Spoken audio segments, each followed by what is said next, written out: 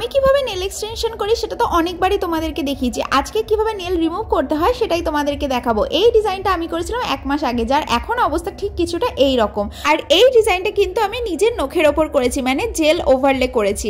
তো একটা পাত্রে কিছুটা গরম জল নিয়ে তার মধ্যে লবণ আর লেবু দিয়ে দিয়েছি, আর তার মধ্যে দিয়েছি কিছুটা পরিমাণ শ্যাম্পু।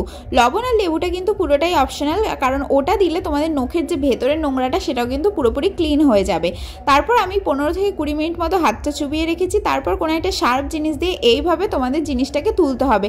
বারবার করে জলে কিন্তু তোমাদের হাতটা চুবাতে হবে, কারণ যত জলটা ধীরে ধীরে ভেতরে যাবে ততই কিন্তু তোমাদের গ্লুটা রিলিজ হতে শুরু করবে। এইভাবে করে আমি সমস্ত নখগুলো তুলে নিয়েছি। আর আমার নখের গ্রোথটা তোমরা দেখতে পাচ্ছ। অনেকেই বলো যে নেল এক্সটেনশন করলে নাকি নখ নষ্ট হয়ে যায়, তো তোমরা দেখতেই পাচ্ছ যে আমার নখটা কতটা সুন্দর রয়েছে। আর আমার ডান হাতেও কিন্তু অনেকটা বড় নখ ছিল, তো তার জন্য আমি পুরনো নেল পলিশটা রিমুভ করে নতুন একটু পলিশ লাগিয়ে নিচ্ছি। তো এই মুহূর্তে আমি আর নতুন এক্সটেনশন করবো না, তবে কিছুদিন পর করবো, তখন তোমাদের সাথে শেয়ার করবো।